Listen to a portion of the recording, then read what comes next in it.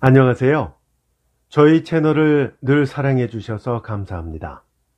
구독 신청, 좋아요, 댓글, 그리고 알람 설정까지 해주시면 저희가 채널을 운영하는데 큰 도움이 되겠습니다. 구독 신청, 좋아요, 댓글, 알람 설정 부탁드립니다. 이효석 작가의 단편소설 줄이면 낭독해 드릴 건데요.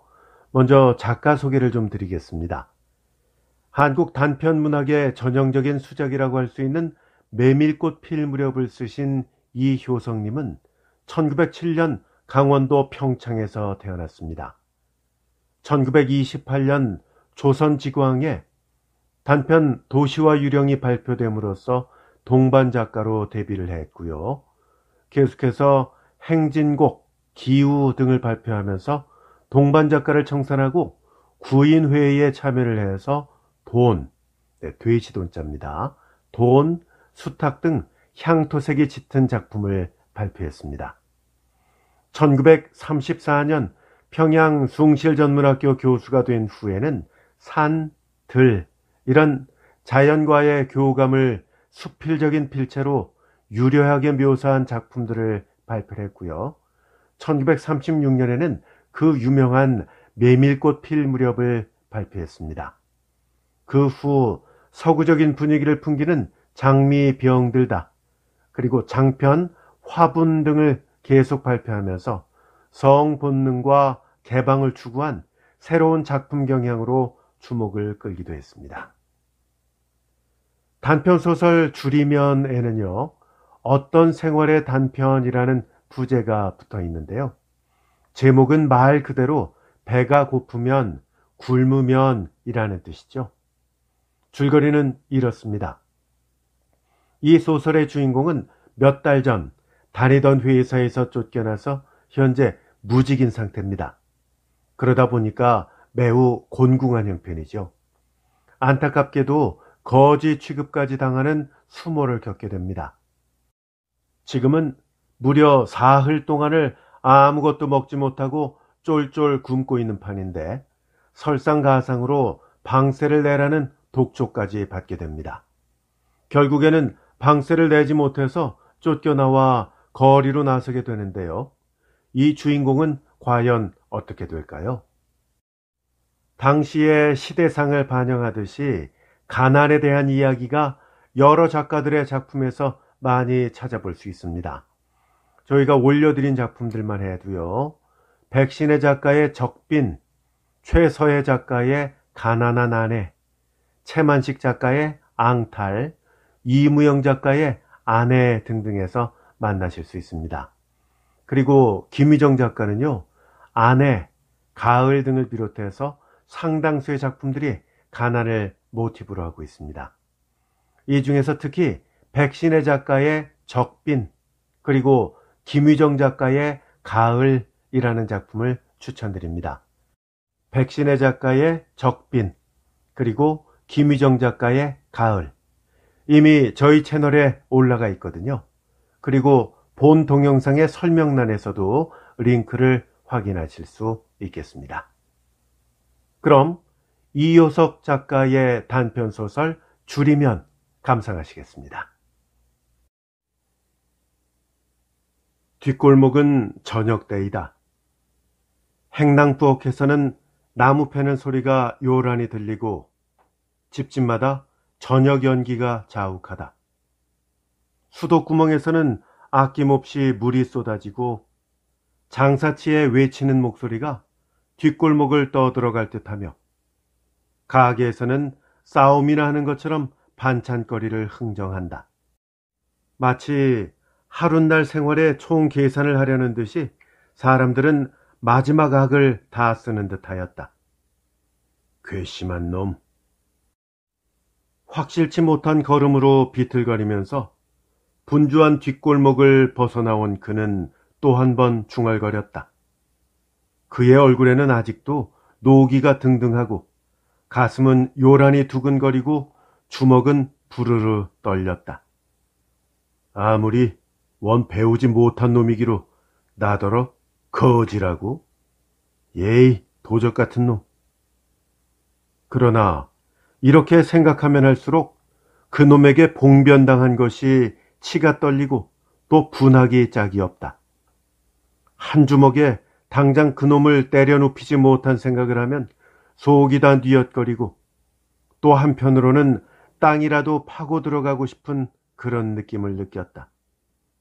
세상에 주인이라는 놈들은, 아니 돈 있는 놈들은 다 그런 게지 하고 속으로 멋대로 결론을 지어 억지로 분을 풀려고 하였지만 울분이 가득히 넘치는 가슴은 그리 쉽게 가라앉을 리가 만무하였다. 생각해보면 그런 봉변은 비단 오늘뿐이 아니었다. 날마다 당하는 일이었다. 그가 방 안에 있는 눈치만 알면 주인은 살그머니 와서 문을 바시시 열었다. 그리고 들어오라는 말이 있거나 없거나 아무 주제 없이 넝큼 방으로 들어왔다. 인사도 개뿔도 다 치워버리고 다짜고짜로 그거 어떻게 좀 하고 또 재촉하기 시작하였다. 물론 방세 말이다. 몇 달 전에 회사를 사직하고, 사직이라고 하면 제법 듣기나 좋지 똑바로 말하면 쫓겨나온 것이었다. 이렇게 사직하고 나온 그는 그럭저럭 몇 달 동안을 거저 놀게 되었다. 갑자기 다른 생활의 수단을 구하는 것은 그다지 쉬운 일이 아니었다. 아무리 수가 눌려도 자기는 아랫사람이라 속에 거슬리는 일을 추근추근히 참아왔으면 아무 일도 없었을 것을. 원래 마음이 울끈불끈한지라 과장이니 무엇이냐 하는 자들의 업신여기는 안 입고 온 태도를 보고 그대로 꿀꺽꿀꺽 참을 수는 없었다. 하루는 안이 꼽기 짝이 없고 잔소리 심한 과장과 말다툼을 하다가, 그것도 옆에 있는 친구들이 말릴 때 못생긴 체하고 참았더라면 아무 일도 없었을 것을 비위가 틀린다고 나중에는 손찌검까지 하였다. 그 결과가 그에게 불리할 것은 정한 이치였다. 즉시 미역국을 먹고 쫓겨나왔다. 그리고는 이때까지 줄곧 넉 달 동안을 아무 직업도 못 구하고 새빵 구석에서 밤낮 졸리켜만 왔다. 내일, 모레 하면서 미뤄오기는 왔지만은 그렇게 쉽게 돈이 생길 이치는 만무하였다. 그러나 그 눈치를 짐작하면서도 주인은 피근피근하게 날마다 졸랐다. 오늘도 그가 며칠 동안 굶었더니 두 말 말고 온갖 사흘 동안을 굶었다면 말 다한 것이다. 그렇게 굶었더니 힘 한 푼어치 없이 아침부터 방구석에 들어 누워 있으려니까 잊어버리지도 않고 주인이 또 들어오는 것이다. 그러나 오늘은 처음부터 수작이 틀렸었다. 여느 때 같으면 그래도 초판에는 웃어도 보고 녹여도 보고 간질러도 보고 별별 앓는 소리도 다 하던 것이 오늘은 대바람이 나오는 것이 욕이었다. 인제 보니 웬 못된 거지를 두지 않았나? 밤낮 내일 모레 배짱 유한 녀석도 참 다 보겠다. 몇 달이냐? 글쎄 이놈아, 너도 염치가 있으면 좀 생각해봐라. 이렇게 갖은 욕을 다 늘어놓았다. 그러나 그것은 오히려 그렇다고 해두고 나중에는 이놈아, 어서 나가거라. 너 따위 놈은 안 두어도 좋다. 하면서 책상 고리짝 할 것 없이 함부로 그의 세간에 손을 대면서 너분지리하게 늘어놓았다. 하도 기가 막히고 어이가 없는 그는 그 무례하고 비위 틀리는 수작을 마치 남의 일인가싶이 다만 물끄러미 바라다 볼 따름이요. 대항을 하여 무엇이라고 말 한마디도 못하였다. 그도 그만한 벨이 없는 바가 아니었다만 배가 쫙 들어붙어 힘이라고는 한 푼어치 없었던 까닭이다. 꼭 하나 남았던 양복바지마저 잡혀서 때를 잇다 보니까 그것도 어느 결에 떨어지고 말았다. 어쨌든 그가 밥맛을 본 것은 사흘 전이었다. 창자는 홀쭉해지고 피는 다 말라버린 듯하고 힘이라고는 일어날 기맥도 없었다. 주인은 흐트러진 짐을 주섬주섬 싸더니 꼭꼭 묶어서 한편 구석에 밀치고 짐은 맡겨두고 어서 나가라 이놈아 하면서 개나 돼지 쫓는 신용을 한다. 아무리 근력이 없을 망정 그는 더 참을 수가 없었다. 전신에 힘을 주고 벌떡 일어났다. 분대로 하자면 곧 그 자리에서 그놈을 때려 눕혀도 시원치 않았지만은 원체 속이 비어 맥 한 푼어치 없는지라 예끼 도야지만도 못한 놈 단 한마디를 뱉는 듯이 남겨놓고 비틀거리면서 밖으로 나온 것이었다. 뒷골목을 다 벗어나서 힘없는 걸음으로 큰 거리에 나섰을 때도 분기는 아직 풀어지지 않았다. 도야지만도 못한 놈. 이런 말을 연발하면서 눈앞에 어리는 박박 얽은 주인의 환영에다 가래침을 탁탁 뱉었다. 허나 기다랗게 말할 것 없이 간단명료하게 주인집을 쫓겨난 그는 어디로 갔으면 좋을는지 아주 앞이 캄캄하였다.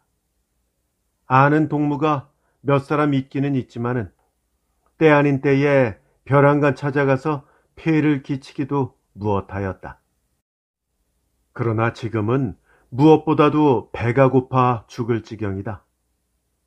정신은 있는지 마는지 하고 맥없는 허리는 무겁게 늘어지고 한 걸음 두 걸음 걸어가는 것이 무한히 괴롭다. 그 허기증에다가 또 목이 말라서 뜨거운 모래나 씹는 듯이 속이 탔다. 그는 오던 길을 돌려 또다시 뒷골목으로 들어서서 수도 있는 데로 갔다. 줄줄 쏟아지는 수도 구멍에 입을 대고 두어 모금 뻘떡뻘떡 찬물을 들이켰다.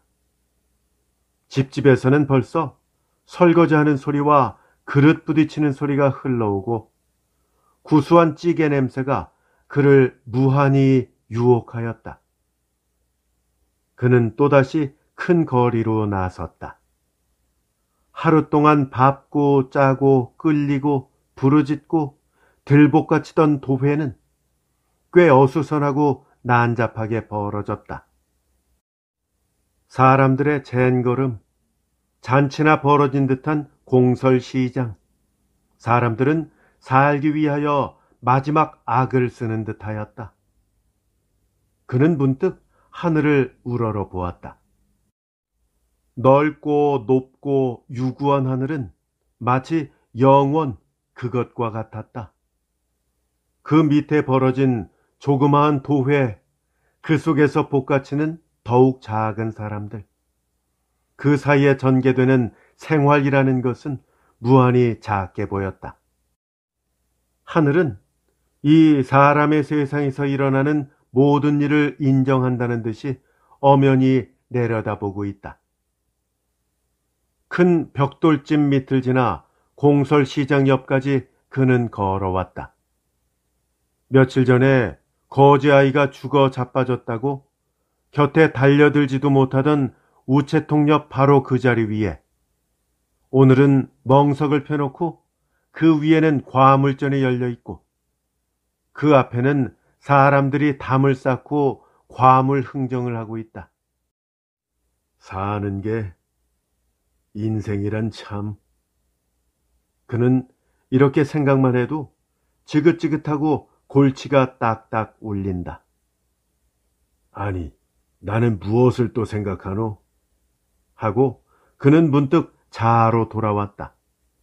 그래, 그것보다도 지금 배가 고파 죽을 지경인 그에겐 무엇이든지 먹을 것이 필요하였다.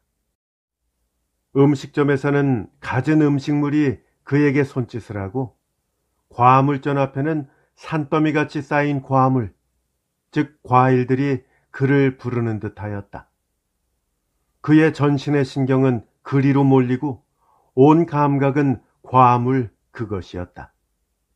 달려들어서 그 속에 코를 쑤셔봤고 시원한 과물을 마음껏 씹어 먹었으면 속에 들어가자마자 신선한 피가 돼서 다시 몸을 순환할 때엔 전신을 펄펄 뛰게 재생시킬 것 같았다. 이런 것을 눈앞에 잔뜩 두고도 못 먹는 생각을 하면 기가 막힐 일이었다. 저렇게 먹을 것을 풍성히 두고도 사람을 굶어 죽이는 놈의 세상 하고 커다랗게, 허나 그는 다만 그렇게 생각하였을 뿐이다. 그것을 부르짖을 만한 힘조차 없었다. 어느새 또 느슨하여진 허리띠를 또 한 번 꼭 졸라매려고 하였다. 그러자 갑자기 무슨 좋은 수나 생긴 듯이 눈을 번쩍이면서 그는 자기 몸뚱아리를 한번 훑어보았다. 그리고 새로운 발견이나 한 듯이 미소를 띄었다. 모자와 두루마기, 그것만 갖다 잡히면 한때 아니라 하루라도 훌륭히 지낼 수 있을 것이다. 맨 몸뚱이 아니라 나중에는 발가숭이가 되는 한이 있더라도 당장 죽는 것은 면해야지 하면서 그는 생각하였다. 이 우연한 발견에 그는 이제는 살았다는 듯이 떼놓기 어려운 걸음에 억지로 힘을 주면서 늘 다니던 집으로 불이 나게 향하였다. 그러나 벌써 문은 꼭 닫혀 있었다. 마치 이제는 아무것도 더 일이 없다는 듯이 배부른 흥정으로 거만히 손님을 배척하였다. 그는 그제서야 시간이 꽤 지난 줄을 깨달았다. 이제는 모두 절망이었다. 그는 어떻게 하면 좋을런지 눈앞이 캄캄하였다. 거리는 꽤 어두워지고 전등불이 말뚱말뚱 차차 더 밝아져간다. 입술에 기름이 번지르 흐르는 사람들은 모두 행복스럽게 보였다. 행복이란 뜨거운 국에 밥 한 그릇 때려 눕히는 것이었다. 허나 그는 배가 고파서 반은 죽어간다. 내거리를 구부러 돌아설 때에 그는 문득 자기 주먹을 쫄쫄 빨고 있는 자신을 발견하였다. 주림과 피로에 짓이겨서 다리에는 맥이 한 푼어치 없고 전신은 톱밥처럼 나른해서 서투른 광대같이 발밑이 뒤뚝뒤뚝하였다. 머릿속은 아지랑이같이 어른어른하고 눈에는 도시가 다 찌그러져 보였다. 아, 어떻게 하면 좋단 말인가? 그는 죽으려고 생각하였다. 그리하여 자살의 수단을 일일이 머릿속에 그려보았다. 그러나 다음 순간에 그는 내가 죽는다고 세상이 금방 잘 될 것도 아니고 여러 사람이 행복을 누릴 것도 아니다. 다만 나만 죽어버릴 따름이지 하고 생각하고는 죽기를 단념하였다. 죽음보다도 지금 배가 고파서 못 견딜 판이다. 큰 벽돌집 꼭대기에는 소화제의 광고가 화려하게 빛났다. 배고파 죽는 사람도 있는데 배부른 놈을 위한 소화제. 이런 생각이 나기도 전에 그는 먼저 그저 이놈의 도시를 하면서 주먹을 불끈 쥐자 도시가 한꺼번에 와르르 부서지는 환영이 그의 눈앞에 어렸다. 그는 말할 수 없는 쾌감을 느꼈다. 그러나 행복한 환영이 깨진 순간에 주림이 또다시 복받쳐 올라왔다. 실룩실룩 경련하는 눈에는 눈물이 가득히 고였다. 못나게. 그는 마저 울려하는 마음을 매질하고 자조로 눈물을 뿌려버렸다. 그리고 걸어오던 거리를 휙 구부러질 때에 건너편 향기로운 식당 문이 덜컥 열리면서 얼굴이 영양 좋게 빛나는 사람들이 웃음을 치면서 나왔다. 그 뒤로는 맛 좋은 냄새가 진동쳐 흘러왔다. 그것은 그에게 그 무엇을 암시하였다. 그의 발은 거의 반사적으로 그 식당 앞으로 향하였다. 이제 살 곳을 찾은 것처럼 염치 좋게 식당 문을 열고 금방 쓰러질 듯한 몸을 식당 안으로 던졌다. 배를 든든히 채워놓으니까 겨우 확실한 의식이 회복되고 머릿속에는 파르스름한 똑바른 사상의 싹이 움직이기 시작하였다. 사실이지 그는 며칠 동안 쫄쫄 굶은 벌충을 한꺼번에 채우려는 듯이 탐식하였다. 행여 다른 손님 없었던 것이 다행이었지. 만일 그가 탐식하는 꼴을 보았더라면 누구든지 사람으로는 안 여겼을 것이다. 정말 배부른 사람들에게 줄임이라는 것이 어떤 것인가를 보여주고 싶으리만큼 그는 먹음직스럽게 먹었다. 얼마나 많이 먹었는지는 테이블 위에 꼭 찬 빈 그릇 수가 증명할 것이다.